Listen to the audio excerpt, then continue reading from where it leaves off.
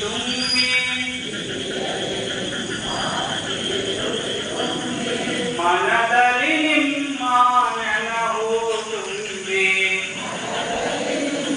ನಿಮ್ಮ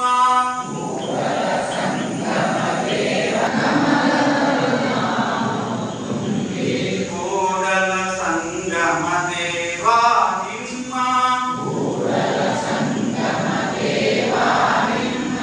ಜಗಗತಿ ನಾಮಾಮೃತ ತುಂಬಿ ನಯನದಲ್ಲಿ ನಿಮ್ಮ ಮೂರುತಿ ತುಂಬಿ ವಚನದಲ್ಲಿ ಒಂದು 10 ಎಕರೆ ಆಸ್ತಿ ಇತ್ತು. ಗುರುಗಳು ಬಹಳ ತಪಸ್ವಿಗಳಿದ್ದರು. ಅವರು ಶಿಷ್ಯರನ್ನು ಚೆನ್ನಾಗಿ ಬೆಳೆಸಿದ್ರು.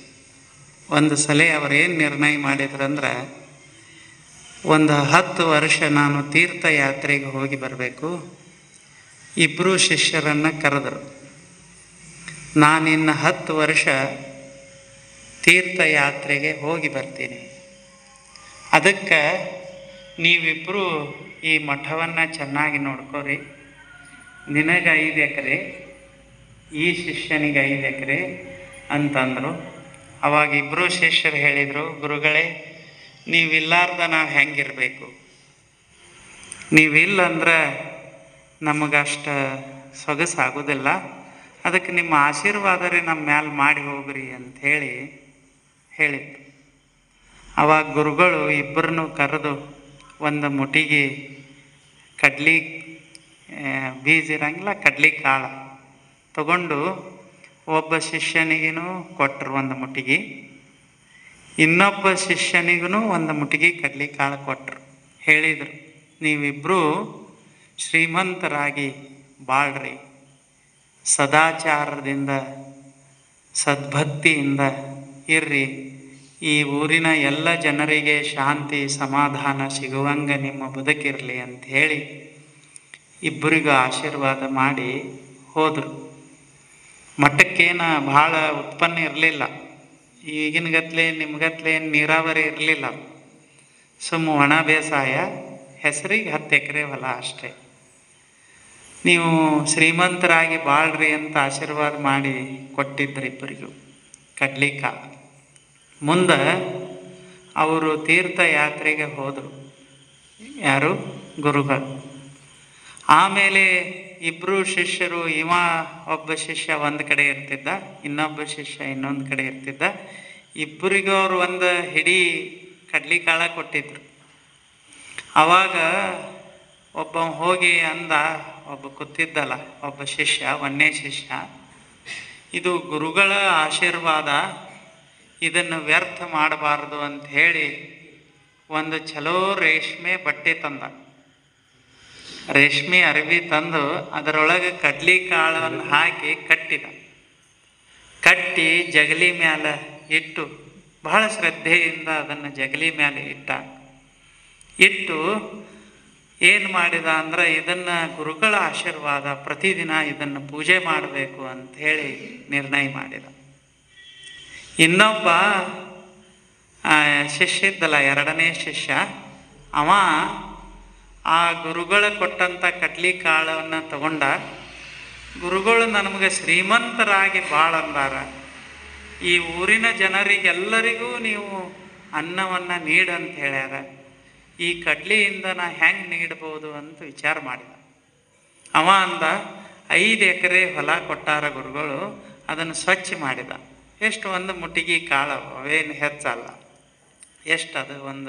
ಸ್ವಲ್ಪ ಒಂದು ಮಡಿ ಮಾಡೋದ್ರಾಗ ಅದನ್ನು ಹಾಕಿ ಬಿಡ್ಬೋದಾಗಿತ್ತು. ಅದನ್ನು ಸುಮ್ಮನೆ ಒಂದು ಮಡಿ ತಯಾರು ಮಾಡಿ ಸ್ವಚ್ಛ ಮಾಡಿ ಅದರೊಳಗೆ ಅದನ್ನ ಬಿತ್ತಿದ. ಏನು? ಕಡ್ಲಿ ಕಾಳು. ಅದು 3-4 ತಿಂಗಳೊಳಗೆ ಒಂದು ಚೀಲ ಆಯಿತು ಕಡ್ಲಿ. ಈಚೆ ಕಡೆ ಇವ ಹಂಗೆ ಪೂಜೆ ಮಾಡಾಕತ್ತಿದ್ದ, ಇವ ಬಿತ್ತಿ ಒಂದು ಮುಟಿಗಿದ್ದ ಕಾಳ ಒಂದು ಚೀಲ ಆಯಿತು. ಮುಂದೆ ಹಂಗೆ ಅದನ್ನು ಇಡೀ ಹೊಲದಾಗೆಲ್ಲ ಬಿತ್ತಿದ.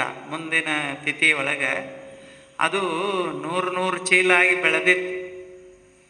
ಆಮೇಲೆ ಅವ ಅದೇನು ಬಂತು ಸಂಪತ್ತ ಅದರಲ್ಲಿಂದ ಎಲ್ಲರಿಗೆ ದಾಸೋಹ ಮಾಡಿದ, ಬಂದವರಿಗೆಲ್ಲ ತಿನ್ನಿಸೋದು ಉಣಿಸೋದು ಎಲ್ಲ ಮಾಡ್ಕೋತಿರ್ತಿದ್ದ. ಈಚಿ ಕಡೆ ಇವ ಅದನ್ನ ಏನು ಕೊಟ್ಟಿದ್ರ ಕಡ್ಲಿ ಜಗಲಿ ಮೇಲೆ ಇಟ್ಟು ಪೂಜೆ ಮಾಡವ ಭಿಕ್ಷೆಕ್ ಮಂದಿ ಮನೆಗೆ ಹೋಗ್ತಿದ್ದ. ಹೋಗಿ ಬೇಡ್ಕೊಂಡು ಬರವ. ಇಲ್ಲಿ ಅದ ಗುರುಗಳ ಆಶೀರ್ವಾದ ಮಾಡಿದ್ರು ಇವಂಗೂ ಅದ ಗುರುಗಳ ಆಶೀರ್ವಾದ ಮಾಡಿದ್ರು. ಇವ 10 ವರ್ಷನ್ಯಾಗ ಶ್ರೀಮಂತ ಆಗಿಬಿಟ್ಟಿದ್ದ. ಇಡೀ ಊರಿಗೆ ಪ್ರಸಾದ ಹಾಕ್ತಿದ್ದ, ಎಲ್ಲ ಮಾಡ್ತಿದ್ದ. ಯಾವುದೂ ನಂದಂತಿರಲಿಲ್ಲ, ಎಲ್ಲ ಗುರುಗಳದ ಅಂತ ಹೇಳಿ ಎಲ್ಲರಿಗೆ ತಿನ್ನಿಸೋದು ಉಣಿಸೋದು ನಡೆದಿತ್ತು. ಅವ ಬಂದು ಇಲ್ಲೇ ಊಟ ಮಾಡ್ತಿದ್ದ. ಇನ್ನೊಬ್ಬ ಶಿಷ್ಯ ಮುಂದೆ 10-12 ವರ್ಷ ಆಗನ ಅದು ಒಂದು 12 ವರ್ಷಕ್ಕೆ ಒಂದು ಪಟ್ ಅಂತ ಪಟ್ಟು ಹಿಡಿದು ಕುಂಡ್ರದು ಅನ್ನಂಗಿಲ್ಲ, ನೀವು ಕೇಳಿರೋ ಇಲ್ಲ ಶಬ್ದ. ಪಟ್ಟ ಅಂತಂದ್ರೆ 12 ವರ್ಷ. 12 ವರ್ಷ ತೀರ್ಥಯಾತ್ರೆ ಮಾಡಿ ಗುರುಗಳು ಬಂದರು, ನೋಡ್ತಾರ ಈ ಕಡೆ ಎಲ್ಲ ಶ್ರೀಮಂತಿಕೆ ಆಗ್ಯದ. ಈಚೆ ಕಡೆ 2ನೇ ಶಿಷ್ಯಂದು. 1ನೇ ಶಿಷ್ಯ ಅವ ಅಳ್ಕೋತ ಕೂತಾನ. ಏನು ಗುರುಗಳು ನಮ್ಗೆ ಆಶೀರ್ವಾದ ಮಾಡಿದರು, ಅವಂಗೆ ಹೆಂಗೆ ಮಾಡ್ಯಾರ, ನನಗೆ ಸರಿಯಾಗಿ ಮಾಡೇ ಇಲ್ಲ ಆಶೀರ್ವಾದತ್ತಿವ. ಅವಂಗೆ ಭಾರಿ ಮಾಡಿಬಿಟ್ಟಾರ ಗುರುಗಳ್ನು. ಇದ್ರಾಗ ಏನಂತಾರ ಅವರು, ಪಾರ್ಟಿ ಮಾಡ್ಕೊಂಡಾರ ಅಂತವ. ನನಗರೆ ಹಿಂಗೆ ಮಾಡ್ಯಾರ, ಅವ್ರಿಗರೆ ಹಂಗೆ ಮಾಡ್ಯಾರ, ಇದೇನಿದು ಅಂದ. ಅವಾಗ ಗುರುಗಳು ಬಂದರು, ಎಲ್ಲದವಪ್ಪ ನಿನ್ನ ಕಡ್ಲಿ ಅಂತ ಕೇಳಿದರು. ಇವ ಅಲ್ಲಿ ಹೋಗಿ ಜಗಲಿ ಮ್ಯಾಲೆ ತೆಗೆದು ನೋಡಿದ, ಎಲ್ಲ ಹುಳ ಹತ್ತಿ ಹೋಗಿಬಿಟ್ಟಿದ್ದು. ಈಚಿ ಕಡೆ ಬಂದು ನೋಡ್ತಾರ, ಸಾವಿರಾರು ಜನ ಪ್ರಸಾದ ಮಾಡೋದು, ಎಲ್ಲ ಸತ್ಸಂಗ ಮಾಡೋದು ಎಲ್ಲ ನಡೆದಿತ್ತು. ಒಬ್ಬ ಶಿಷ್ಯ ಗುರುಗಳ ಆಶೀರ್ವಾದವನ್ನು ಹಂಗೆ ಬೆಳೆಸಿದ್ದ, ಇನ್ನೊಬ್ಬ ಶಿಷ್ಯ ಹಿಂಗೆ ಬೆಳೆಸಿದ್ದ. ಹಂಗೆ ನಮ್ಮದು ಎಷ್ಟೋ ಸಲ ಹೆಂಗೆ ಆಗ್ತದೆ ಅಂದ್ರೆ, ಭಗವಂತ ಕೊಟ್ಟ ಬದುಕನ್ನು ನಾವು ಸುಮ್ಮನೆ ಎದೆದಕ್ಕರೆ ಬಳಸಿಬಿಡ್ತೇವೆ. ಒಮ್ಮೆ ಕೆಲವೊಬ್ಬರು ಅದೇ ಬದುಕನ್ನು ತಗೊಂಡು ಅದರಾಗ ಭಕ್ತಿಯ ಬೆಳೆಯನ್ನು ಬೆಳೀತಾರೆ. ಇಲ್ಲ ಅಂದ್ರೆ ದೇವರು ನಮಗೆ ಎಲ್ಲರಿಗೂ ಹೊಲ ಕೊಟ್ಟಾನ. ಹೊರಗಿನ ಹೊಲ ಅಲ್ಲದು. ಹೊರಗಿನ ಹೊಲ ಒಂದಿಷ್ಟು ಕಡಿಮೆರೆ ಇರ್ಬೋದು, ಹೆಚ್ಚರೇ ಇರ್ಬೋದು. ಆದ್ರೆ ಒಳಗೊಂದು ಹೊಲ ಕೊಟ್ಟಾನ, ಚೆನ್ನಾಗಿ ಬದುಕಂತ ಹೇಳ್ಯಾನ. ಅದು ನಮ್ಮ ಮೇಲದ, ನಾವು ಹೆಂಗೆ ಬದುಕಬೇಕನ್ನೋದು ಅಂತವ್ರು.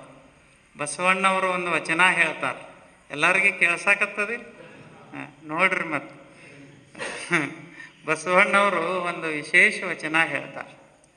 ಬೆಳೆವ ಭೂಮಿಯಲ್ಲೊಂದು ಪ್ರಳಯದ ಕಸ ಹುಟ್ಟಿ, ಬೆಳೆಯಲಿಯದು ತಿಳಿಯಲಿಯದು ಎಚ್ಚರಲಿಯದು, ಎನ್ನ ಅವಗುಣವೆಂಬವ ಕಸವ ಕಿತ್ತಿ ನೋಡಿ ಸಲಹಯ್ಯ ಲಿಂಗ ತಂದೆ, ಸುಳಿದೆಗೆದು ಬೆಳೆವೆನು ಕೂಡಲ ಸಂಗಮ ದೇವ. ಅವ್ರು ಹೇಳ್ತಾರ, ದೇವ್ರ ನಮಗೆಲ್ಲರಿಗೆ ಮನಸ್ಸನ್ನು ಒಂದು ಹೊಲ ಕೊಟ್ಟಾನ. ಹೆಂಗೆ ಶಿಷ್ಯರಿಗೆ ಗುರುಗಳ ಕೊಟ್ಟಿದ್ರು ಹಂಗೆ ನಮ್ಮ ಎಲ್ಲರಿಗೆ ಕೊಟ್ಟಾನ. ಇನ್ನು ಕಾಲಿಲ್ಲಾರ್ದ ಹುಟ್ಟಿದವ್ರು ಯಾರು ಸಿಗ್ತಾರ, ಕಣ್ಣಿಲ್ಲಾರ್ದ ಹುಟ್ಟಿದವ್ರು ಸಿಗ್ತಾರ, ಮತ್ತು ಯಾವುದರೇ ಅವಯವ ಇಲ್ಲಾರ್ದ ಹುಟ್ಟಿದವ್ರು ಸಿಗ್ತಾರ. ಆದ್ರೆ ಮನಸ್ಸ ಇಲ್ಲ ಹುಟ್ಟ್ಯಾರ ಅಂತ ಎಲ್ಲಿರಿ? ಅದ ಏನು? ಎಲ್ಲರಿಗೆ ಮನಸ್ಸು ಕೊಟ್ಟಾನ. ಅಷ್ಟು ಅದ್ಭುತವಾದಂತಹ ಮನಸ್ಸದು, ಸಾಮಾನ್ಯ ಅಲ್ಲ. ಶರೀರ ಒಂದು 6 ಪುಟ ಇರ್ತದೆ, ಆದ್ರೆ ಮನಸ್ಸ ಎಷ್ಟು ದೊಡ್ಡದಾಗ್ತದೆ ಹೇಳಕ್ಕೆ ಬರೋದಿಲ್ಲ. ಈಗ ಸಾಗರ ಅಂತ ಅಂದೆ ಅಂತಂದ್ರೆ ಮನಸ್ಸ ಸಾಗರದಷ್ಟು ದೊಡ್ಡದಾಗಿಬಿಡ್ತದೆ. ಆಗೋದಿಲ್ಲ? ಅದು ಶರೀರ ಆಗ್ತದೆ? ಆಗೋದಿಲ್ಲ. ಅದಕ್ಕೆ ಬಸವಣ್ಣವ್ರು ಹೇಳ್ತಾರೆ, ದೇವರು ನಮಗೆ ಎಲ್ಲರಿಗೂ ಒಂದು ಹೊಲ ಕೊಟ್ಟಾನ. ಯಾರ್ಯಾರು ಈ ಹೊಲ ಸ್ವಚ್ಛ ಮಾಡಿ ಬೆಳೆದಾರ ಅವರೇ ಶ್ರೇಷ್ಠ ಸಂತರಾದ. ಯಾರ್ಯಾರು ನಮ್ಮಂಥವ್ರು ಅದ್ರ ಕಡೆ ಲಕ್ಷ್ಯ ಕೊಡಲಿಲ್ಲ, ನಮ್ಮ ಹೊಲ ಪಡ ಬದ್ಬಿಟ್ಟವು ಅಂತವ್ರು ಅವರೇ ಹೇಳ್ತಾರೆ. ಹೆಂಗಾಗ್ಯದಂದ್ರೆ ನಮ್ಮ ಹೊಲ ಅವಗುಣವೆಂಬ ಕಸ ಬೆಳೆದಾವ ಇದರಾಗ, ಮತ್ತೊಂದು ಏನು ಬೆಳ್ಯಾಕ ಬಿಡೋವಲ್ಲ. ಈಗ ಹೊಲ ಅಂತ ಇರ್ತದೆ, ಅದ್ರಾಗ ಹೋಗಿ ಒಮ್ಮಲಿಗೆ ಬಿತ್ತೋದಿರ್ತದೆ. ಮೊದಲು ಹೊಲ ಸ್ವಚ್ಛ ಮಾಡಿ ಹದ ಮಾಡಿ ಹರಿಗಿ ಎಲ್ಲ ಥರ ಮಾಡಿ ಸ್ವಚ್ಛ ಮಾಡಿದ ಮ್ಯಾಲೆ ಅದರೊಳಗೆ ನಾವು ಬೀಜ ಬಿತ್ತಬೇಕಾಗ್ತದೆ. ಏನು ಹಂಗೆ ಬಿತ್ತಾಕೆ ಬರ್ತದೆ? ಅದನ್ನೆಲ್ಲ ಸ್ವಚ್ಛ ಮಾಡಿದಾಗ ಬಿತ್ತಾಕೆ ಬರ್ತದೆ. ಇವ ಏನೂ ಮಾಡಿಲ್ಲ, ಸೀದಾ ಹೊಲಕ್ಕೆ ಹೋಗ್ಯಾನ. ಎಷ್ಟು ವರ್ಷ ಮೇಲೆ? ಒಂದು 10-12 ವರ್ಷ ಮೇಲೆ ಹೊಲಕ್ಕೆ ಹೋಗ್ಯಾನ. ಅದೆಲ್ಲ ಪಡ ಬಿದ್ದ. ಪಡ ಬೀಳೋದಂದ್ರೆ ಗೊತ್ತದಲ್ಲ, ಅದ್ರಾಗ ಎಲ್ಲ ಥರ ಕಸ ಎದ್ದು ಬಿಟ್ಟವ. ಏನೂ ತೆಗಿಲಾರ್ದ ಒಮ್ಮಲಿಗೆ ಹೋಗಿ ಬಿತ್ತಾಕ ಹೊಂಟಾನೆ, ಕೂರ್ಗಿ ದಿಂಡ ಮುರಿದದ. ಹಂಗೆ ಆಗ್ತದ. ಅದಕ್ಕೆ ಬಸವಣ್ಣವ್ರು ಹೇಳ್ತಾರ, ನಮ್ಮ ಹೊಲದಾಗ ಅಂದ್ರೆ ಮನಸ್ಸನ್ನು ಹೊಲದಾಗ ಒಂದಿಷ್ಟು ಕಸ ಬಿದ್ದಿರ್ತಾವ, ಅದನ್ನು ತೆಗೆದ್ರೆ ನಮ್ಮ ಜೀವನದ ಬೆಳೆ ಚಲೋ ಬರ್ತದ. ಇಲ್ಲ ಅಂದ್ರೆ ಬೆಳೆ ಹೆಂಗೆ ಬರ್ತೈತೆ ಹೇಳಕ್ಕಾಗೋದಿಲ್ಲ, ಏನೇನು ಆಗ್ತಾವ ಹೇಳಕ್ಕಾಗೋದಿಲ್ಲ. ಬೆಳೆವ ಭೂಮಿ ಇದು ಮನಸ್ಸ. ಇದೇ ಮನಸ್ಸನ್ನು ತಗೊಂಡು ಬಸವಣ್ಣವರಾದ ಆಗ್ಲಿಲ್ಲ. ಯಸ್ಯ ಆತ್ಮ ಮಹಾನ್ ಸಹ ಮಹಾತ್ಮ. ಯಾರ ಮನಸ್ಸು ಸ್ವಚ್ಛ ಆಗ್ಯದ, ಯಾರ ಮನಸ್ಸು ದ್ವಾಡ್ದದ, ಅವರೇ ಮಹಾತ್ಮರು. ಈಗ ಸದಾನಂದ ಗುರುಗಳಂತದಾರ, ಅವರು ಇದ ಮನಸ್ಸನ್ನು ಬಳಸ್ಕೊಂಡು ಎಂಥ ಅದ್ಭುತವಾದಂಥ ಶಾಂತಿಯನ್ನು ಪಡೆದ್ರೆ ಇಲ್ಲ. ಹಂಗೆ ನಮಗೆ ಅವರಿಗೆ ಏನು ವ್ಯತ್ಯಾಸ ಆಗ್ಯದ ಅಂದ್ರೆ, ಅವರು ಹೊಲ ಸ್ವಚ್ಛ ಮಾಡ್ಯಾರ, ನಾವು ಹೊಲ ಸ್ವಚ್ಛ ಮಾಡಿಲ್ಲ ಅಷ್ಟೇ. ಅಂದ್ರೆ ಬೆಳೆಯುವ ಭೂಮಿ ಇದು, ಏನು ಬೇಕಾದಾಗಿಬಿಡ್ಬೋದು. ಇದೇ ಮನಸ್ಸನ್ನು ತಗೊಂಡು ಒಬ್ಬ ದೊಡ್ಡ ವೈದ್ಯನಾಗ್ಬೋದು, ಇದೇ ಮನಸ್ಸನ್ನು ತಗೊಂಡು ಒಬ್ಬ ಶ್ರೇಷ್ಠ ತತ್ವಜ್ಞಾನಿ ಆಗ್ಬೋದು, ಇದೇ ಮನಸ್ಸಿನಿಂದ ಒಬ್ಬ ಸಾಹಿತಿ ಆಗ್ಬೋದು. ಏನು ಬೇಕೋ ಅದನ್ನು ಬೆಳ್ಯಾಕೆ ಬರ್ತದೆ ಇದ್ರೊಳಗೆ. ಇದನ್ನ ಬೆಳಿಬೇಕಂತ ಏನಿಲ್ಲ. ಹೊರಗಿನ ಹೊಲ ಏನೋ ಒಂದಿಷ್ಟು, ಒಂದು ಹೊಲ ಫಲವತ್ತವಾಗಿರ್ತದೆ, ಒಂದು ಹೊಲ ಫಲವತ್ತವಾಗಿರಂಗಿಲ್ಲ. ಆದ್ರೆ ಮನಸ್ಸನ್ನು ಹೊಲ ಹೆಂಗದ ದೇವ್ರು ಕೊಟ್ಟದ್ದಂದ್ರೆ ಅದು ಪೂರ್ಣ ಫಲವತ್ತಾಗ್ಯದ. ಎಲ್ಲಾರ್ದು ಹಂಗೆ. ನಾವೇನಂತೀವಿ, ಅವ್ರು ಪಡ್ಕೊಂಡು ಬಂದಾರ ಬಿಡು ಅಂತೇವಿ. ಪಡ್ಕೊಂಡು ಬರೋದಲ್ಲ, ಮನಸ್ಸನ್ನು ನಾವು ಸರಿಯಾಗಿ ಬಳಸಿ ಬಿಟ್ರೆ ಶ್ರೇಷ್ಠ ಸಂತರಾಗಿ ಬಿಡ್ಬೋದು. ಆದ್ರೆ ಹಂಗೆ ಆಗ್ತಾ ಇಲ್ಲ. ಯಾಕೆ ಅಂತ ಬಸವಣ್ಣವ್ರು ಹೇಳ್ತಾರೆ, ಅದರೊಳಗೆ ಅವಗುಣವೆಂಬ ಕಸ ಬೆಳೆದದ. 1 2 ಎಷ್ಟು ಅಂತ ಹೇಳೋದು? ಈಗ ನಿಮ್ಮ ಹೊಲ್ದಾಗ ಕಸ ಯಾವ್ಯಾವ ಥರ ಅದಾವಂದ್ರೆ ಏನು ಹೇಳೋದು? ಕರಿಕಿ ಬೆಳೀತಿರ್ತದೆ, ಜೇಕ್ ಬೆಳೀತಿರ್ತದೆ, ಉರ್ಮಲ್ಲಿಗೆ ಅಂತ ಬೆಳೀತಿರ್ತಾವ. ಅದು ಬೆಳೆದ್ರಂತರೂ ಮತ್ತೊಂದನ್ನು ಬೆಳೆಸೇ ಕೊಡೋದಲ್ಲ. ನೋಡಿರೇ ಇಲ್ಲ, ಉರ್ಮಲ್ಲಿಗೆ ಅಂತ ಬೆಳಿತಾವ. ನೀವು ಕಬ್ಬು ಹಾಕಿದ್ರಿ ಅಂದ್ರೆ ಅದು ಕಬ್ಬು ಎಷ್ಟು ದ್ವಾಡದಾಗೋದ್ರಾಗ ಎಲ್ಲ ಒಣಗೆ ಹೋಗ್ತದೆ. ಎಷ್ಟು ಬೇಕಾದಷ್ಟು ನೀರು ಬಿಡ್ರಿ, ಆದರೂ ಸಹಿತಿಗೆ ಅದು ಬೆಳೆದಿಲ್ಲ. ಹಂಗೆ ನಮ್ಮ ಮನಸ್ಸಿನೊಳಗೂ ಒಂದಿಷ್ಟು ಕಸ ಅದಾವ, ಅದನ್ನು ಒಂದಿಷ್ಟು ತಿಳ್ಕೋರಿ, ಸ್ವಲ್ಪ ತೆಗೀರಿ. ನಿಮ್ಮ ಮನಸ್ಸಿನಾಗ ತೆಗೆದ್ರೆ ಅವಾಗ ಜೀವನದೊಳಗೆ ಬೆಳೆ ಚೆನ್ನಾಗಿ ಬೆಳೀತದ ಅಂತ ಬಸವಣ್ಣವ್ರು. ಏನೇನು ಕಸ ಅದಾವ ಅಂತ ಕೇಳಿದ ಶಿಷ್ಯ, ಅವಾಗ ಅವ್ರು ಹೇಳ್ತಾರೆ, ಏನೇನು ಅದಾವಂದ್ರೆ ಏನು ಹೇಳೋದು? ಎಷ್ಟು ಬೇಕಾದಷ್ಟು ಅದಾವ. ಅಸೂಯೆ ಅಂತ ಒಂದು ಕಸ ಅದ, ದ್ವೇಷ ಅಂತದ, ರಾಗ ಅಂತದ, ಮದ ಮತ್ಸರ ಮೋಹ ಕಾಮ ಕ್ರೋಧ, ಒಂದರಕ್ಕಿಂತ ಒಂದು ಕಸ ಬೆಳೆದಾವ. ಅದನ್ನು ಒಂದಿಟ್ಟು ಸತ್ಸಂಗನೂ ಇಂಥ ಸತ್ಸಂಗ ಮಾಡಿ ಒಂದಿಟ್ಟು ತೆಗಿಬೇಕು. ಒಂದೊಂದೇ ಕಸ ಇಂತಿಂತ ಗದ್ದಲ ಹಿಡಿಸ್ತವ. ಪ್ರಳಯದ ಕಸ ಅಂತಂದಾರ ಅವರು. ಪ್ರಳಯ ಅಂದ್ರೆ ನಮ್ಮ ಜೀವನಾನ ಕೆಡಿಸಿಬಿಡ್ತಾವ ಅವು. ಬೆಳೆಯುವ ಭೂಮಿಯಲ್ಲಿ ಒಂದು ಪ್ರಳಯದ ಕಸ ಅದು. ಪ್ರಳಯ ಅಂತಂದ್ರೆ ನಮ್ಮ ಜೀವನವನ್ನೇ ಕೆಡಿಸಿಬಿಡ್ತಾವ.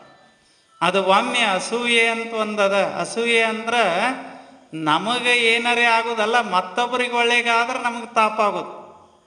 ಇದು ಭಾಳ ವಿಶೇಷ. ಇದು ನಮಗೆ ಕೆಟ್ಟ ಆಗೈತೆ ಅಂತ ದುಃಖ ಅಲ್ಲ, ಇನ್ನೊಬ್ಬರಿಗೆ ಚಲೋ ಆದ್ರೆ ನಮಗೆ ತಾಪ ಆಗೋದು. ಇದೆಂಥ ಕಸ ಇಲ್ಲ.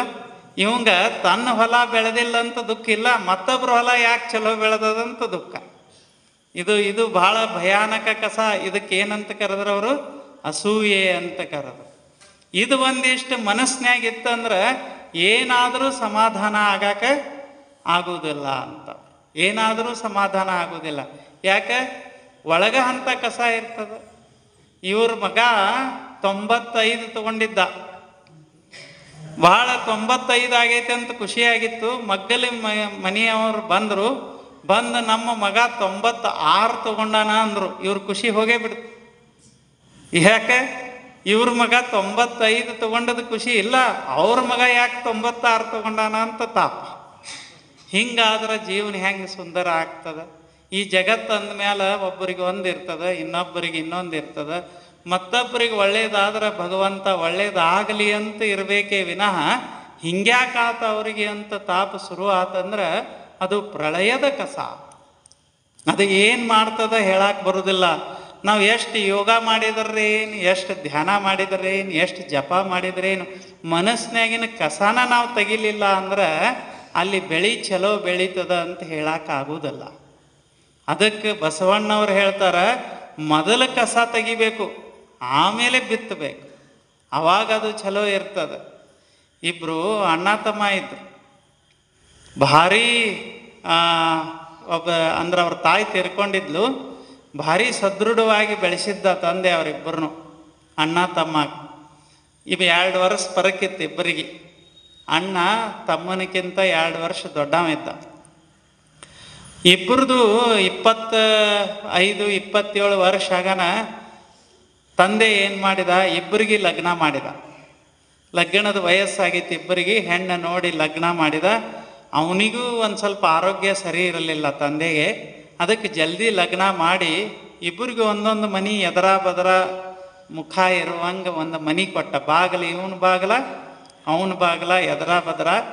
ಆಮೇಲೆ ತಮ್ಮಗ ಅಣ್ಣಗೆ ಹೇಳಿದ, ಚಲೋತೆಗೆ ಬದುಕ್ರಿ ಅಂತ ಹೇಳಿ ಇಬ್ಬರಿಗೆ 100 ಎಕರೆ ಆಸ್ತಿ, ಬೇಕಾದಷ್ಟು ಶ್ರೀಮಂತಿದ್ರು. ಆಸ್ತಿ ಇಬ್ಬರಿಗೂ 100 ಎಕರೆ ಕೊಟ್ಟು ಲಗ್ನ ಮಾಡಿ, ನೀ ಈ ಮನೆಯಾಗಿರು, ನೀ ಈ ಮನೆಯಾಗಿರು ಅಂತ ಹೇಳಿ ಇದ್ದ. ಮುಂದೊಂದು 5-6 ತಿಂಗಳು ಆಗೋದ್ರಾಗ ತಂದೆ ತೀರ್ಕೊಂಡ. ಆವಾಗ ಇವರಿಬ್ಬರು ಇದ್ದರು. ಮುಂದೊಂದು 2 ವರ್ಷ ಗತಿಸಿತ್ತು ಲಗ್ನ ಆಗಿ. ತಮ್ಮನಿಗೆ ಒಂದು ಮಗು ಆತು, ಗಂಡು ಮಗು ಆತು. ಅಣ್ಣನಿಗೆ ಮಕ್ಕಳ ಆಗಲಿಲ್ಲ. ಮುಂದೆ 7-8 ವರ್ಷ ಆಯಿತು. ಆ ಹುಡುಗ ಬೆಳ್ಕೋತ ಹೋಯ್ತು. ತಮ್ಮನ ಮಗ ಸಾಕ್ಷಾತ್ ಕೃಷ್ಣನನ್ನು ನೋಡಿದಂಗೆ ಆಗ್ತಿತ್ತು, ಅಷ್ಟು ಮುದ್ದು ಮುದ್ದಾಗಿತ್ತು ಅವ. ಆದ್ರೆ ಅಣ್ಣನಿಗೆ ಮಕ್ಕಳ ಆಗಿರಲಿಲ್ಲ. ಆದರೂ ಇಲ್ಲೇನು ತಮ್ಮನ ಮಗ ಇದ್ದ, ಇವನ 2 ಕಡೆ ಓಡಾಡ್ತಿದ್ದ. ಅಲ್ಲಿ ಆ ಮನೆಯಾಗೂ ಹೋಗ್ತಿದ್ದ, ಈ ಮನೆಯಾಗೂ ಹೋಗ್ತಿದ್ದ. ಎಲ್ಲ ಇದು ನಂದ ಮನೆ ಅನ್ನಂಗೆ ಅವ ಓಡಾಡ್ತಿದ್ದ. ಆದ್ರೆ ಅಣ್ಣನ ಮನೆಯವರಿಗೆ ಇವನು ನೋಡಿದಾಗ ಒಂದು ತಾಪಾಕಿತ್ತು. ನನಗೆ ಮಕ್ಕಳಾಗಿಲ್ಲ, ಇವ್ರಿಗೆ ಯಾಕೆ ಮಕ್ಕಳ ಅಂತ ಒಳಗೆ ಚಾಲೋ ಆಯ್ತು. ಕಸ ಬಿತ್ತು ಮನಸ್ನ್ಯಾಗ. ಎಷ್ಟು ಕಸ ದೊಡ್ಡದಾಯ್ತಂದ್ರೆ ಅದು ಮುಂದೆ ಹೋದಂಗೆ ಆ ಹುಡುಗನ ನೋಡಿದಾಗ ಒಮ್ಮೆ ತಾಪ ಶುರುವಾದ. ಹಂಗೊಮ್ಮೆ ಆಗ್ತಿರ್ತಾವ. ಇನ್ನು ಮುಂದೆ ಜೀವನ ಚಂದ ಇದ್ರೆ ಚಂದ ಹೆಂಗಾಗ್ತದೆ? 100 ಎಕರೆ ಇದ್ರೇನು, ಎಷ್ಟು ಎಕರೆ ಇದ್ದರೆ ಏನು ಮಾಡೋದು? ಒಳಗೆ ಇಂಥ ಕಸ ಅದ ಇಲ್ಲ, ಎಷ್ಟು ವಿಶೇಷ ಅದ. ಅವಾಗ ಮುಂದೆ ಒಂದಿನ ಎಲ್ಲಿಗೆ ಬತ್ತಂದ್ರೆ, ಅಣ್ಣನ ಮನೆಯವ್ರಿಗೆ ಕಸ ಎಷ್ಟು ಹೆಚ್ಚಾಗಿತ್ತಂದ್ರೆ, ಅದು ಅಸೂಯೆ ಅನ್ನೋದು ಒಳಗೆ ಹೊಕ್ಕಿತ್ತಂದ್ರೆ ಈ ಪ್ರಳಯದ ಕಸ ಅದು. ಏನು ಮಾಡಬೇಕು ಏನು ಮಾಡಬಾರ್ದು ಗೊತ್ತಾಗಲಾರ್ದಂಗೆ ಮಾಡಿಬಿಡ್ತದ. ಅವಾಗ ಅಣ್ಣನ ಮನೆಯವ್ರು ಕರೆದ್ರು. ಅವ್ರು ಹೇಳಿದರು, 2 ದಿನ ಊಟ ಬಿಟ್ಟರು, ಸ್ಟ್ರೈಕ್ ಮಾಡಿದರು. ಅವಾಗ ಏನಾಯ್ತು ಹೇಳು ಅಂದರು. ಅವರಂದ್ರು, ನಮಗಿಲ್ಲಾರ್ದ ಮಗ ಅವ್ರಿಗೆ ಯಾಕೆ ಅಂದರು. ಅದಕ್ಕೆ ನಾ ಏನು ಮಾಡಲಿ ಅಂದಿವ. ಮತ್ತು ದೇವ್ರು ಅವ್ರಿಗೆ ಕೊಟ್ಟಾನ, ನಮಗೆ ಕೊಟ್ಟಿಲ್ಲ, ನಾ ಏನು ಮಾಡಲಿ ಅಂದ್ರೆ. ಅವಾಗ ಅವ್ರು ಅಂದರು, ಅವನನ್ನು ನೀ ಮುಗಿಸ್ಬಿಡ್ಬೇಕಂದ. ಎಲ್ಲಿಗೆ ಹೋತು? ತಮ್ಮನ ಮಗ ಅವ ತಾಯಿಗಿಂತ ಹೆಚ್ಚು ಪ್ರೀತಿಸ್ತಿದ್ದ ಇವ್ರನ್ನ. ಆದ್ರೆ ಒಳಗೆ ಕಸ ಹಿಂಗೆ ಬಿದ್ದಿತ್ತು, ಇವನು ಮುಗಿಸ್ಬಿಡ್ಬೇಕು ನೀವು ಅಂದ. ಅವಂಗೆ ಮೊದಲು ಇದು ಅನ್ನಿಸ್ತು. ಮತ್ತು ಮನೆಯವರು ಇಷ್ಟು ಒತ್ತಾಯ ಮಾಡೋಣ, ಎಲ್ಲಿಗೆ ಇಳ್ದ ಅಂದ್ರೆ ತಮ್ಮನ ಮಗ ಅನ್ನೋದು ನೆನಪು ಹಾರಿದ. ಆ ಊರಿಗೆ ಒಬ್ಬವ ದಿನ ಸಿಹಿ ಮಾರವ ಬರ್ತಿದ್ದ. ಹಿಂದಕ್ಕಿನ ಕಾಲ, ಈಗಿಂದಲ್ಲ, ಹಿಂದಕ್ಕೆ ಬರ್ತಿರ್ಲಿಲ್ಲ. ಬೊಂಬೈ ಮಿಠ ಅವು ಇವು ಮಾರ್ಕೋತ ಬರ್ತಿದ್ರಲ್ಲ, ಅವ ಬರ್ತಿದ್ದ. ದಿನ ಎಲ್ಲ ಹುಡುಗರು ಬಾಳೆ ಆಗ್ತಿದ್ರು. ಅವ ಬಂದ್ರೆ ಅದು ಸಿಹಿ ನೋಡೋಣ ಮಕ್ಕಳಿಗೆ ಹೆಂಗೆ ಆಗ್ತದೆ.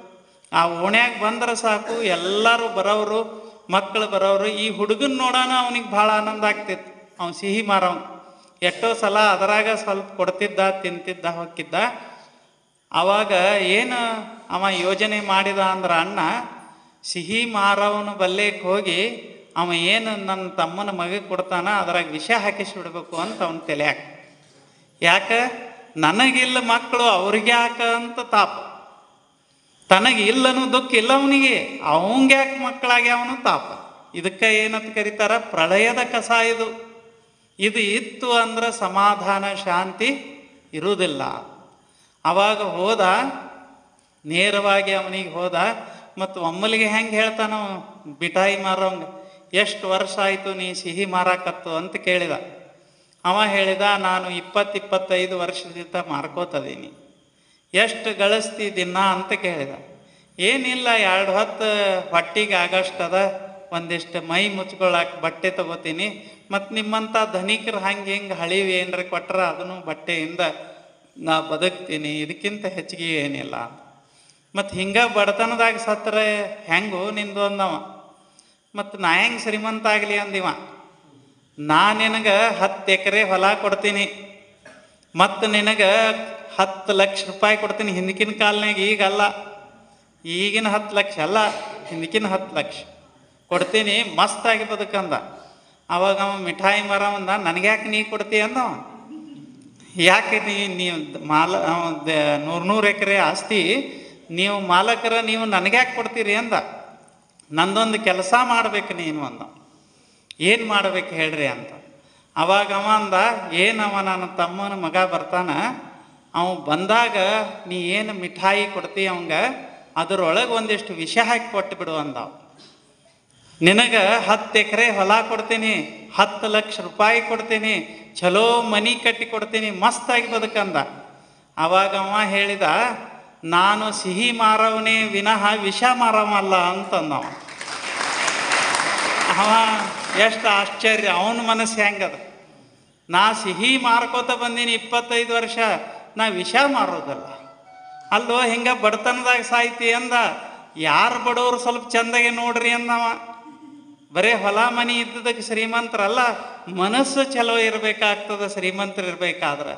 ನನಗೆ ಸಿಹಿ ಕೊಡಬೇಕನ್ನೋ ಆಸೆ ಅದ, ನಿಮಗೆ ವಿಷ ಕೊಡಬೇಕನ್ನೋ ಆಸೆ ಅದ. ನಿಮಗೆ 100 ಎಕರೆ ಇದ್ದರೆ ಏನು ಮಾಡೋದದ, ನೀವು ಬಡವರು, ನಾನು ಶ್ರೀಮಂತ ಅನ್ನವ. ಅವ ಅಂದ, ಹಿಂಗೆ ಮಾಡಿದ್ರೆ ನಿನ್ನ ಊರು ಬಿಟ್ಟು ಓಡಿಸ್ತೀನಿ ಅಂದ. ಅವಾಗ ಅವ ಸಿಹಿ ಮಾರವಂದ, ನಿಮ್ಮಂಥವ್ರಿದ್ದು ಊರಾಗಿರೋದಕ್ಕಿಂತ ಹೋಗೋದೇ ಚಲೋ ಅಂತಂದವ. ಎಷ್ಟು ಆಶ್ಚರ್ಯ ಇಲ್ಲ. ಹಿಂಗೆ ಎಲ್ಲಿಗೆ ಬಂದಿತ್ತು, ತಮ್ಮನ ಮಗನ ಆ ಕಡೆ ಲಕ್ಷ ಇಲ್ಲಾರ್ದ ಏನು ಮುಗಿಸೇ ಬಿಡ್ಬೇಕಂತ ಅನಿಸ್ತಲ್ಲ. ಇದಕ್ಕೆ ಏನಂತಾರ, ಪ್ರಳಯದ ಕಸಾಯ. ಇಂಥವು ಏನಾರೆ ಮನಸ್ಸಿನಾಗ ಇಟ್ಕೊಂಡು ನಾವು ಬದುಕಾಕ ಹೊಂಟೇವಿ ಅಂತಂದ್ರೆ, ನಮ್ಮ ಸುತ್ತಮುತ್ತ ಎಷ್ಟು ಶ್ರೀಮಂತಿಕೆ ಇದ್ರೆ, ನಮ್ಮ ಕಡೆ ದೊಡ್ಡ ಗಾಡಿ ಇದ್ದರೆ ಏನು ಮಾಡೋದು, ಬೇಕಾದಷ್ಟು ಸಂಪತ್ತಿದ್ದರೆ ಏನು ಮಾಡೋದು, ಜೀವನ ಸುಂದರ ಆದೀತು ಅಂತ ಹೇಳಕ್ಕೆ ಬರೋದಿಲ್ಲ. ಬಸವಣ್ಣವ್ರು ಅಂತಾರೆ, ಅವಗುಣವೆಂಬ ಕಸ. ಈ ಅವಗುಣಗಳು ಇದ್ದು ಅಂದರೆ ಇವತ್ತರನ್ನು ಸ್ವಲ್ಪ ತೆಗಿಬೇಕು. ಆವಾಗ ನಮ್ಮ ಒಳಗೆ ಲಿಂಗದ ಬೆಳೆ ಬೆಳ್ಯಾಕೆ ಶುರು ಆಗ್ತದೆ, ಆನಂದದ ಬೆಳೆ ಬೆಳ್ಯಾಕೆ ಶುರು ಆಗ್ತದೆ. ಇನ್ನೂ ಒಂದಿಷ್ಟು ಸ್ವಲ್ಪ ಹೊರಗಿನ ಸಂಪತ್ತು ಕಡಿಮೆ ಇದ್ರೆ ನಡೀತದೆ. ನಾವು ಗುಡಿಸಲ್ನ್ಯಾಗ ಇರೋಲ್ಲ, ಯಾಕೆ ದೊಡ್ಡ ಅರಮನೆ ಇರ್ಲಿಕ್ಕೆ ಹೋಯ್ತು, ಆದ್ರೆ ನಮ್ಮ ಮನಸ್ಸು ದ್ವಾಡದಿರ್ತದಲ್ಲ, ಅದು ಭಾಳ ದ್ವಾಡದು. ಮನಿ ದ್ವಾಡದಿತ್ತು, ಮನಸ್ಸು ಸಾಣದಿತ್ತು ಅಂದ್ರೆ ತಗೊಂಡೇ ಏನು ಮಾಡು. ಅದಕ್ಕೆ ಯಾವಾಗಲೂ ನಮ್ಮ ಭಾರತೀಯರು ಹೇಳಿದರು, ಯಾರು ದೊಡ್ಡವ್ರಂದ್ರೆ ಯಾರ ಮನಸ್ಸು ದ್ವಾಡ್ದದ ಅವ್ರು ದೊಡ್ಡವರು ಈ ಜಗತ್ತಿನ್ಯಾಗ. ಭಾಳ ದೊಡ್ಡ ದೊಡ್ಡ ಮನೆ ಕಟ್ಟಿದವರೆಲ್ಲ ದೊಡ್ಡವ್ರಂತಲ್ಲ. ದೊಡ್ಡ ಮನೆ ಕಟ್ಟ್ಯಾನ, ಆದ್ರೆ ಒಂದು ದಿನಾನು ಬಾಗಿಲ ತೆಗೆದಿಲ್ಲ ಯಾರಿಗೆ. ಹೊರಗೆ ಬರ್ದಾನ, ನಾಯಿ ಇದೆ ಎಚ್ಚರಿಕೆ ಅಂತ ಬರ್ದಾನ. ಏನು ಒಳಗೆ ಮನ್ಯಾಗ ಯಾರದಾರ ಅಂತ ತಿಳ್ಕೊಳ್ಳು. ಎಷ್ಟು ಆಶ್ಚರ್ಯ, ಬರ್ದಿರಂಗಿಲ್ಲ. ಇಲ್ಲಿ ನಾಯಿ ಇದೆ ಎಚ್ಚರಿಕೆ ಅಂತ ಬರೀತಾರೆ. ಏನು ಮನ್ಯಾಗ ಮನುಷ್ಯರದಾರೋ ನಾಯಿ ಅದಾರೋ ಏನು ತಿಳ್ಕೊಳ್ಳು. ಆದ್ರೆ ಒಬ್ಬ ಈಗ ಹೋಗಿದ್ವಿ ಒಬ್ಬರ ಮನೆಗೆ, ಶಿವಾನಂದ ಅವ್ರ ಮನೆಗೆ ಹೋಗಿದ್ದಿಲ್ಲ. ಏನು ಅಲ್ಲಿ ತಿನ್ನಿಸೋದು, ಏನು ಉಣಿಸೋದು, ನಾವು ಊಟ ಮಾಡಿ ಬಂದೇವಿ. ಆದರೂ ಈಗ ಹಿಂಗೆ ಅನ್ಸ್ಯದ, ಈಗ ಹೋಗಿ ಅವ್ರ ಮನ್ಯಾಗ ಊಟ ಮಾಡ್ಬೇಕಂತ ನಮ್ಗೆ ಅನ್ಸ್ಯದ. ಅಂದ್ರೆ ಹಂಗೆ ಮನಸ್ಸಿತ್ತಂದ್ರೆ ಅದಕ್ಕೆ ಏನಂತಾರ, ಶ್ರೀಮಂತ ಮನಸ್ಸು ಅಂತ ಕರೀತಾರೆ. ಅದು ನಮ್ಮ ಜೀವನದ ಸುಂದರತೆಗೆ, ಆನಂದಕ್ಕೆ ಕಾರಣ. ನಾವೇನು ತಿಳಿದು ಬಿಟ್ಟೇವಿ, ನಮಗೆ ತ್ರಾಸ ಆಗಾಕತ್ತೈತಂದ್ರೆ ಯಾರೋ ಮಾಡಿಸ್ಯಾರ ಅಂತ ನಾವು ಅಂತೇವೆ. ಯಾರು ಮಾಡಿಸ್ಬೇಕು? ಇವ ಒಂದು ಮನೆ ಇತ್ತು, ಭಾಳ ತ್ರಾಸ ನಡೆದಿತ್ತು. ಇವ್ರನ್ನ ಕರೆಸಿದ. ಅವ್ರು ಬಂದವರು ಅವರು ನೋಡಿ, ಏನಿಲ್ಪ ಆರಾಮಿರಂತ ಹೇಳಬೇಕಿಲ್ಲ. ನಿಮ್ಮ ಮನೆ ಬಾಕ್ಲು ಈ ಕಡೆ ಇರಬಾರ್ದ್ರಿ, ಈ ಕಡೆ ಇರಬೇಕಾಗಿತ್ತು ಅಂದರು. ಅದು ಮನೆ ಹೇಳ್ತು, ನನ್ನ ಬಾಕ್ಲು ಈ ಕಡೆ ಹೆಚ್ಚು ಏನು ಮಾಡ್ತೀನಿ ನೀನು, ಈ ಕಡೆ ಇದ್ರೇನು, ಈ ಕಡೆ ಇದ್ರೇನು, ಮೊದಲು ನಿನ್ನ ಮನಸ್ಸು ಶುದ್ಧ ಮಾಡ್ಕೋ ಅಂತ ಮನೆ ಹೇಳ್ತಿರ್ತಾರೆ. ಹಂಗೆ ಏನಾರೇ ಮಾಡ್ಕೋತಿರೋದಲ್ಲ, ಜೀವನದೊಳಗೆ ನಮ್ಮ ಮನಸ್ಸನ್ನು ಸ್ವಚ್ಛ ಮಾಡಬೇಕಾಗ್ತದೆ. ನಾವು ಮೊದಲು ಎಲ್ಲರನ್ನ ಪ್ರೀತಿಸೋದು ಕಲ್ತೇವಿ ಅಂತಂದ್ರೆ ಅದು ಜೀವನ ಚಂದ ಇರ್ತದೆ. ಇಂಥವೆಲ್ಲ ಕಸಾಯಿ ಒಳಗೆ ಬೆಳೆಸ್ಕೊಂಡು ಚಲೋ ಬೆಳಿತೀನಿ ಅಂದರೆ ಸಾಧ್ಯ ಆಗೋದಿಲ್ಲ. ಆದ್ರೆ ನಿಮ್ಮೆಲ್ಲ ನಿಡೋಣಿ ಅವ್ರನ್ನ ನೋಡಿದ್ರೆ ಇಲ್ಲಿ ಕಸ ಕಡಿಮೆ ಅದಾವತ್ತು ಅನ್ಸಾಕತ್ತದ ಎಷ್ಟಿಲ್ಲ. ಮತ್ತು ಕಸ ಬೀಳೋ ಸಮಯ ಬರ್ತಾವೆ. ಈಗ ಎಲೆಕ್ಷನ್ ಅಂತ ಬರ್ತಾವೆ, ಬರಂಗಿಲ್ಲ. ಅವು ಕಸ ಜೋರು ಹಾಕ್ತಾವೆ ತಲೆಯಾಗ. ಅದನ್ನು ಏನೇನು ಒಂದ ತಾಟ್ನ್ಯಾಗ ಉಣ್ಣವ್ರಿಗೆ ಜಗಳಾಡಕ್ಕೆ ಶುರು ಮಾಡ್ಯಾರ. ಎದಕ್ಕೆ? ಈ ಪಕ್ಷ ಆ ಪಕ್ಷ. ಇದೇನು ಜೀವನ? ಏನು ಅದು ಸುಮ್ಮ ಬರ್ತಾವ ಹೋಗ್ತಾವ. ಅದನ್ನೆಲ್ಲ ನೆನಪು ಹಾರಿ ನಾವು ಚಂದಗೆ ಬದುಕಬೇಕೇ ವಿನಃ ಜಗಳಾಡಕ್ಕೆ ಬಂದವರಲ್ಲ. ನಾವು ಎಷ್ಟೋ ಸಲ ಬರೇ ಹೋರಾಟದಾಗ ಜೀವನ ಕಳೆದು ಬಿಡ್ತೇವೆ. ಎದಕ್ಕೆ ಜಗಳಾಡ್ತೇವೆ ಅನ್ನೋದಾಗ ಗೊತ್ತಾಗೋದಿಲ್ಲ. ಒಮ್ಮೆ ಸುಮ್ಮನೆ ಒಂದು ಕತೆ ಹೇಳ್ತಾರೆ. ನಿಮ್ಮ ಇನ್ನೂ ಟೈಮ್ ಐತಿಲ್ಲ, ಇನ್ನೊಂದು 10 ನಿಮಿಷ ಕೊಂಡ್ರಿ, ಬಿಡಬಾರ್ದು ಅಂತ ಕೂತೇವೆ ನಾವು ನಿಮ್ಮನ್ನ. ಈ ಒಬ್ಬ ಅಂದ್ರೆ ಈ ಕತೆ ನಾ ಎಲ್ಲ ಊರಾಗ ಹೇಳ್ತಿರ್ತೀನಿ, ಯಾಕಂದ್ರೆ ಅದೊಂದಿಟ್ಟು ಗೊತ್ತಿರಲಿ ಅಂತ. ಭಾರತ ದೇಶದಾಗ ನಡೆದ ಘಟನೆ ಇದು ಕತೆ ಅಲ್ಲ, ನಡೆದದ್ದು. ಅಲ್ಲಿ ಒಬ್ಬ ತಂದೆ, ಅವನಿಗೂ 2 ಮಕ್ಕಳಿದ್ರು. ಭಾಳ ದೊಡ್ಡ ಶ್ರೀಮಂತಿದ್ದವ. ಅವನಿಗೆ 5-6 ಫ್ಯಾಕ್ಟ್ರಿ ಇದ್ದು, 500-600 ಎಕರೆ ಜಮೀನಿತ್ತು, ದೊಡ್ಡ ದೊಡ್ಡ 5 ಮನೆ ಇದ್ದು. ಅವು ಅರಮನೆ ಅಂತ ಮನೆ, ಸಾಮಾನ್ಯ ಅಲ್ಲ, ಕೋಟ್ಯಾಧೀಶ ಇದ್ದ. ಅವನಿಗೆ 2 ಮಕ್ಕಳಿದ್ರು, ತಾಯಿ ತೀರ್ಕೊಂಡಿದ್ಲು. ಅವನು ಏನು ಮಾಡಿದ ಅಂತಂದ್ರೆ ಇವರಿಬ್ಬರು ಮಕ್ಕಳ ಮದುವೆ ಮಾಡಿದ್ದ. ನಡೆದ ಘಟನೆ ಇದು. 2 ಮಕ್ಕಳ ಮದುವೆ ಮಾಡಿ ಇಬ್ಬರಿಗೆ ಏನು ಮಾಡಿದ ಅಂದ್ರೆ 2 ಮನೆ ಹಂಚಿಕೊಟ್ಟ, 3 ಫ್ಯಾಕ್ಟ್ರಿ ಹಂಚಿಕೊಟ್ಟ, 500 ಎಕರೆ ಹೊಲ ಹಂಚಿಕೊಟ್ಟಿದ್ದ ಇಬ್ಬರಿಗೆ. ಆದ್ರೆ ಮನೆ 5 ಇದ್ದು. ಒಂದು ಮನೆ ಏನೈತಿಲ್ಲ, ಮೂಲ ಮನೆ, ಅದ್ರಾಗ ಅವನ ಇದ್ದು ಹೇಳಿದ, ನಾ ಇರ್ತಾನ ಇದ್ರಾಗ ಇರ್ತೀನಿ, ಎಂದ ನಾ ಹೋಗ್ತೀನಿ ಅವಾಗ ನೀವು ತಗೋರಿ ಅಂದ ಅಣ್ಣ ತಮ್ಮ. ಮುಂದೆ 1-2-3 ವರ್ಷ ಆಗನ ತಂದೆ ಅವ ತೀರ್ಕೊಳ್ಳೋಣ. ಅದು ಎಷ್ಟು ಮಜಾ ಇರ್ತದ. ಎಲ್ಲ ಐತಿ. ಅಣ್ಣ ಅಂದ ಈ ಮನೆ ನನಗಿರಲಿ ಅಂದ. ತಮ್ಮ ಅಂದ ನಿನಗ್ಯಾಕೆ, ನಾ ಸಣ್ಣವದೀನಿ, ನನಗಿರಲಿ ಅಂದ. ಚಲೋ ಆಯ್ತು. ಕಸ ಬಿತ್ತು, ಪ್ರಳಯದ ಕಸ ಅದು. ಎಷ್ಟೆಲ್ಲ ಐತಿ, 500 ಎಕರೆ ಜಮೀನು ಐತಿ, 2 ಫ್ಯಾಕ್ಟ್ರಿ ಅದಾವ, 2 ಮನೆ ಅದಾವ. ಇಷ್ಟೆಲ್ಲ ಇದ್ರೂ ಸಹಿತಿಗೆ ಅದು ಬೇಕು ಅಂತ ಇಬ್ಬರು ಶುರು ಮಾಡಿದ್ರು. ನಡೆದ ಘಟನೆ ಇತ್ತು. ಶುರು ಮಾಡಿ ಆಮೇಲೆ ಊರಾಗ 4 ಮಂದಿ ಈ ಕಡೆ, ಊರಾಗ 4 ಮಂದಿ ಆ ಕಡೆ. ಈ ಕಡೆ ಇದ್ದವ್ರು ಅನ್ಬೋದು ಅಂದರು, ಬಿಡಬೇಡವನ ಅಂತ ಇವ್ರು ಹೇಳೋರು. ಅವ್ರು ಮಜಾ ಮಾಡ್ತಿರ್ತಾರೆ. ಇವಂಗೆ ಹೇಳೋರು ಬಿಡಬೇಡವನು. ಏನು ಮಾಡಿದ್ರು ಆ ಮನೆ ಬಿಡಬೇಡ, ನಾ ಆದ್ರೆ ಬಿಡ್ತಿದ್ದಿಲ್ಲ ಅಂತ ಇವರು ಕಸ ಹಾಕೋರು ಇವರು. ಆಮೇಲೆ ಅದು ಎಲ್ಲಿಗೆ ಹೋಯ್ತಂದ್ರೆ ಕೋರ್ಟಿಗೆ ಹೋಯ್ತು. 2 ಅಣ್ಣ ತಮ್ಮನ ಕೇಸ ಕೋರ್ಟಿಗೆ ಹೋಯ್ತು. ಮುಂದೆ 60 ವರ್ಷ ತನಕ ಕೋರ್ಟ್ನ್ಯಾಗ ಜಗಳ ಆಯ್ತು. 1 ದಿನ 2 ದಿನ ಅಲ್ಲ, 60 ವರ್ಷ, 50-55 ವರ್ಷ. ಏನಾಯ್ತಂದ್ರೆ ಆ ಕೋರ್ಟಿನ ಕೇಸ್ನ್ಯಾಗ ಎಲ್ಲ ಹೊಲ ಮಾರ್ಕೊಂಡಿದ್ರಿ ಇವರು, ಎಲ್ಲ ಫ್ಯಾಕ್ಟ್ರಿ ಮಾರ್ಕೊಂಡ್ರು. 2 ಮನೆ ಮಾರ್ಕೊಂಡು ಬಾಡಿಗೆ ಮನೆ ಆಗಿದ್ರು ಇಬ್ರು. ಆ ಮನೆ ಕೀಲಿನ ಹಾಕಿದ್ರು. ಎಷ್ಟು ಮಜಾ. ಏನು ಇರಲಿಲ್ಲ, ಏನು ಬದುಕಾಕ ಇತ್ತು. ಆದ್ರೆ ಕಸ ಬಿತ್ತು ಒಳಗೆ. ಅದನ್ನು ಬೆಳೆಸ್ಬೇಕು, ಆ ಕಸ ತೆಗಿಬೇಕು, ಅದನ್ನು ಪೋಷಿಸಬಾರ್ದು ಅಂತ ಅನ್ನಿಸ್ಲಿಲ್ಲ. ಅದಕ್ಕೆ ನೀರು ಹಾಕಿ ಬೆಳೆಸಿದ್ರು. ಅವ್ರ ಜೀವನಾನ ಹಾಳು ಮಾಡಿದ್ದ. ಮುಂದೆ ತಮ್ಮಗೆ 77 ವರ್ಷ ಆಗಿತ್ತು, ಅಣ್ಣಗೆ 81 ವರ್ಷ ಆಗಿತ್ತು. ಅವಾಗ ತಮ್ಮ ತೀರ್ಕೊಂಡ. ಆ ಕೋರ್ಟ್ ಕೇಸ್ ನಡೆದಾಗ ತೀರ್ಕೊಂಡ. ಅವಾಗ ಕೋರ್ಟ್ ನಿರ್ಣಯ ಮಾಡ್ತು, ತಮ್ಮನ ಇಲ್ಲ, ಇನ್ನೇನು ಮಾಡೋದು, ಇದು ಮನೆ ಅಣ್ಣನಿಗೆ ಅಂತ ಅವಾಗ ಹೇಳ್ತದೆ. ಇವ್ ಕಣ್ಣು ಕಾಣವಲ್ದು, ನಿಂದ್ರಾಕ್ ಬರೋಲ್ದು, ಕುಂಡ್ರಾಕ್ ಬರೋಲ್ದು. ಈಗ ಅವನಿಗೆ ಮನೆ ಸಿಕ್ತು. ಆಮೇಲೆ ಅವ್ರ ಮಕ್ಕಳು ಮೊಮ್ಮಕ್ಕಳೆಲ್ಲ ನಾವು ಗೆದ್ದೇವೆ ಅಂತೇಳಿ ಖುಷಿ ಪಡತ್ತಿದ್ರು. ಆ ಮನೆ ಕಡೆ ಅವಾಗ ಹೋದರು. ಅದನ್ನು ಬಾಗ್ಲನ್ನು ತೆಗೆದಿದ್ದಿಲ್ಲ ಯಾರು. ಅದು ಹೆಂಗೆ ಮನೆಯಾಗಿ ಉಳಿದಿರ್ತದ, ಸ್ಮಶಾನ ಆಗಿಬಿಟ್ಟಿರ್ತದೆ, ಆಗಿರಂಗಿಲ್ಲ. ಅದನ್ನು ತೆಗೆದ್ರು, ಬಾಗ್ಲ ಹೋಗಿ ತೆಗೆದ್ರೆ ಇವ ಹಿಂಗೆ ಬಾಗ್ಲ ತೆಗೆದ, ಕಣ್ಣು ಮಂಜಾಗಿದ್ದು, ಎಲ್ಲ ಕಿವಿ ಮಂದಾಗಿತ್ತು, ಎಲ್ಲ ಆಗಿತ್ತು. ಈ ಬಾಗ್ಲ ಹಿಂಗೆ ಏನು ತೆಗೆದ ಅಷ್ಟು ಅನ್ನೋದ್ರಾಗ ಒಳಗೆ ಅವ್ರ ತಾಯಿ ತಂದೆ ಕಂಡಂಗ. ಅವ್ರ ಮುಂದೆ ಇವ್ರ ಅಣ್ಣ ತಮ್ಮ ಇಬ್ಬರು ಆ ತಾಯಿ ಕೈಲಿ ತುತ್ತು ತಿಂದದ್ದು ನೆನಪು ಬತ್ತು ಇವನಿಗೆ. ಅವಾಗ ಒಂದೇ ತಾಟ್ನ್ಯಾಗ ತುತ್ತು ಇಬ್ಬರಿ ಅಣ್ಣ ತಮ್ಮಗ ತಿನ್ನಿಸಿದ್ದು ನೆನಪು ಬತ್ತು. ಆಮೇಲೆ ಇಬ್ಬರು ಕೂಡ ತಂದೆ ಕೈ ಹಿಡಿದು ನಡ್ಕೋತ ಹೋಗಿದ್ದು ನೆನಪು ಬತ್ತು. ಇದೆಲ್ಲ ತಮ್ಮನ ಸಲುವಾಗಿ ಮತ್ತೊಬ್ಬರ ಜೊತೆ ಜಗಳಾಡಿದ್ದು ನೆನಪು ಬತ್ತು. ಇಷ್ಟೆಲ್ಲ ಆಯಿತು. ಕಣ್ಣಾಗ 2 ಹನಿ ನೀರು ಬಂದು ಏನು ಮಾಡಿಬಿಟ್ಟೆ, ನನ್ನ ತಮ್ಮನ ಜೊತೆನ ಜಗಳಾಡಿದ್ನೆಲ್ಲ ಅಂತ ಅನಿಸಿತು.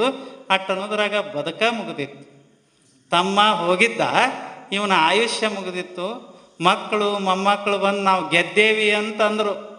ಅವಾಗ ಅವ ಅಂದ, ನಾವು ಗೆಲ್ಲಲಿಲ್ಲ, ಜೀವನದಾಗ ಸೋತೇವಿ ಅಂತ. ಆಮೇಲೆ ಒಳಗೆ ಹೋಗಲಿಲ್ಲವ, ಅದನ್ನು ಬಾಗಲ ಹಾಕಿ ಕೀಲಿ ಹಾಕಿದ. ಯಾಕೆ ಕೀಲಿ ಹಾಕಿದೆ ಅಂತ ಕೇಳಿದರು.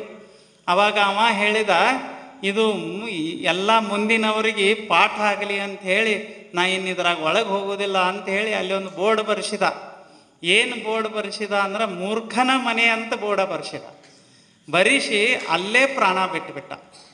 ಎಷ್ಟು ಆಶ್ಚರ್ಯ! ಹಿಂಗೆ ನಾವು ಸಣ್ಣ ಸಣ್ಣ ಕೆಲಸಕ್ಕೆ ಎಲ್ಲೋ ಬಡ್ದಾಡ್ತಿರ್ತೇವೆ. ಅಣ್ಣ ಅನ್ನಂಗಿಲ್ಲ, ತಮ್ಮ ಅನ್ನಂಗಿಲ್ಲ. ನಾವೇನು ತಿಳ್ಕೊತೇವಿ, ಬದುಕಿನ್ಯಾಗ ನಾವು ಭಾರಿ ನಡೆದೇವಿ ಅಂತ ತಿಳ್ಕೊತೇವಿ. ದೇವರು ಕೊಟ್ಟು ಒಳ್ಳೆಯ ಬದುಕನ್ನು ಹಾಳು ಮಾಡ್ಕೊಂಡು ಬಿಡ್ತೇವೆ. ಸುಮ್ಮನೆ ಎಲೆಕ್ಷನ್ ಬತ್ತು ಕಸ ಹಾಕೊಂಡೇ ಬಿಟ್ಟಿರ್ತೇವೆ. ಏನರೇ ಯಾವುದು ಸರಿ ಜಾತಿಯನ್ನು ಕಸ ಹಾಕ್ಕೊಂಡಿರ್ತೇವೆ. ಕಸ ಇದು ಪ್ರಳಯದ ಕಸ. ಬಸವಣ್ಣವ್ರ ತರ ಯೂತರ್ನ ಸ್ವಲ್ಪ ತೆಗದೇವಿ ಅಂದ್ರೆ ಹಳ್ಳಿಗಳು ಸ್ವರ್ಗ ಆಗ್ತಾವ. ಇಲ್ಲ ಅಂದ್ರೆ ಇಂಥ ಚಂದಿರುವಂಥ ಹಳ್ಳಿ ಒಳಗೆ ಅಂಥ ಕಸ ಬರಾಕ್ ಬಿಟ್ಟೇವಿ ಅಂತಂದ್ರೆ ನಮ್ಮ ಜೀವನ ಕೆಡಾಕ್ ಶುರು ಆಗ್ತದೆ. ಹಿಂದಕ್ಕಿರಲಿಲ್ಲ, ಮನೆ ಊರಾಗ ಯಾರೇ ಸೊಸಿ ಬಂದ್ರೆ ಇಡೀ ಊರಿಗೆ ಸೊಸಿ ಬಂದಂಗೆ ಆಗ್ತಿತ್ತು. ನಮ್ಮವರು ಅಂತ ಅನಿಸ್ತಿತ್ತು. ಈಗ ಅವ್ರ ಮನ್ಯಾಗ ಒಬ್ಬರ ಮನ್ಯಾಗ ಬಂದ್ರೆ ಅವ್ರ ಕಡೆ ಮುಖ ಇವ್ರದಿಲ್ಲ, ಇವ್ರ ಕಡೆ ಮುಖ ಅವ್ರದಿಲ್ಲ. ಯಾಕೆ? ಎಲೆಕ್ಷನ್. ಅದೇನು ತಿಂದದ್ದಲ್ಲ, ಉಂಡದ್ದಲ್ಲ. ಎದಕ್ಕೆ ಮಹತ್ವ ಕೊಡಬೇಕು, ಎದಕ್ಕೆ ಮಹತ್ವ ಕೊಡಬಾರ್ದು ಅನ್ನೋದನ್ನು ಮನುಷ್ಯ ಎಷ್ಟೋ ಸಲ ನೆನಪು ಹಾರಿಬಿಟ್ಟ. ಅದಕ್ಕೆ ಬಸವಣ್ಣವ್ರು ಹೇಳೋದು ಇಷ್ಟೇ, ಏನು ನಮ್ಮ ಜೀವನ ಚಂದ ಇರಬೇಕಾಗಿತ್ತಂದ್ರೆ ಒಂದಿಟ್ಟು ಮನಸ್ಸಿನ್ಯಾಗ ಇಂಥ ಕಸ ಬೀಳಾರ್ದಂಗೆ ನಾವು ನೋಡ್ಕೋಬೇಕು. ಅದಕ್ಕಾಗೆ ಇಂಥ ಸತ್ಸಂಗವನ್ನು ಮಾಡೋದು. ಇಲ್ಲಿ ನೋಡ್ರಿ, ಈಗ ಎಷ್ಟು ಚಂದ ಕುಂತೀರಿ. ಇಲ್ಲಿ ಯಾವ ಜಾತಿ ಇಲ್ಲ, ಯಾವ ಮತ ಇಲ್ಲ, ಯಾವ ಪಂಥ ಇಲ್ಲ. ಈಗ ಬಸವಣ್ಣವ್ರು ಒಂದು ಮಾತು ನಾವು ನೋಡಿದೇವಿ. ಏನು ಮನಸ್ಸಿನಾಗ ಏನು ರಾಡಿ ಬಿದ್ದಂಗೆ ಆತೇನು? ಏನಿಲ್ಲ, ಸ್ವಚ್ಛ ಆಗ್ತದ ಸತ್ಸಂಗದಿಂದ. ಅದ ಎಲೆಕ್ಷನ್ದಾಗಿನ ಮಾತು ಕೇಳಿದ್ರೆ ರಾಡಿ ಬಿದ್ದಂಗೆ ಆಗ್ತದೆ.